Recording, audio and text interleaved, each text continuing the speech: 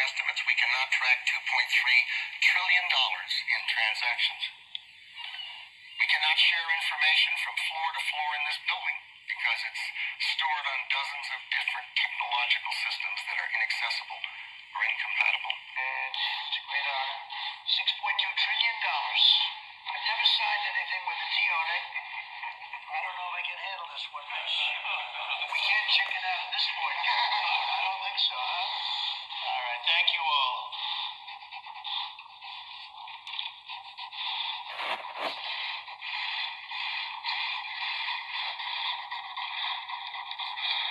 But I wanted that to be a nice signature.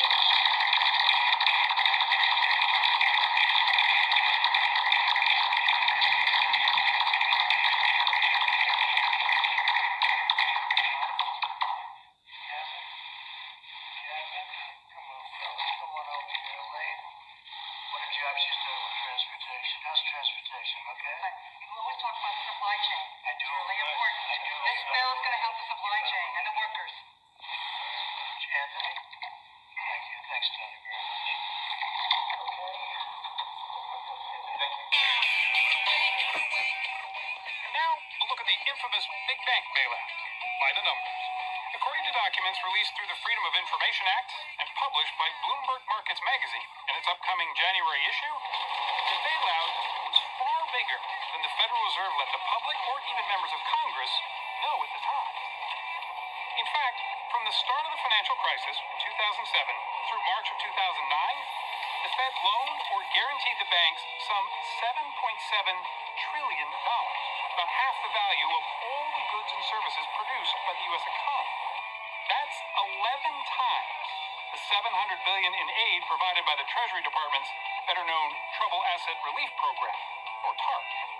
On just one day, December 5th, 2008, America's banks borrowed $1.2 trillion from the Fed. Furthermore, says Bloomberg, the banks borrowed that money from the Fed at as little as 1/100% interest. As a result, the banks were spared the need of selling off assets that paid much higher rates. Bloomberg estimates the banks made a $13 billion profit on the spread on money they borrowed virtually free from the Fed.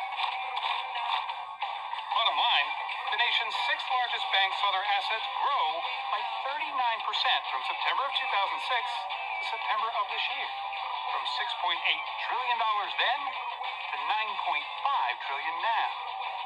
For its part, the Fed says its loans to the banks were all backed by collateral, and that almost all of the loans have now been repaid. Otherwise known as Fed speak. What is it? It's a language of purposeful obfuscation to avoid certain questions coming up which you know you can't answer, and saying, I will not answer, or basically no comment is in fact an answer. So you end up with when, say, a congressman asks you a question, and you don't want to say no comment or I won't answer or something like that. So I proceed with 4 or 5 sentences which get increasingly obscure. The congressman thinks I answered the question and goes on to the next one.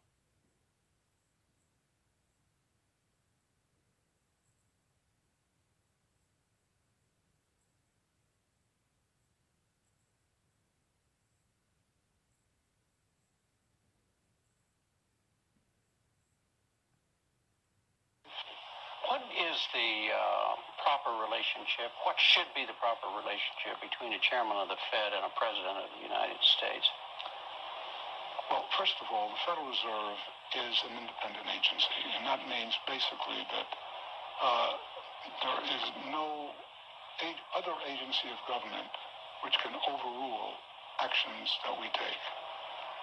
So long as that is in place and there is no evidence that the administration or the Congress or anybody else is requesting that we do things other than what we think is the appropriate thing, then what the relationships are don't frankly matter. And I've had very good relations. Are U.S. Treasury bonds still safe to invest in?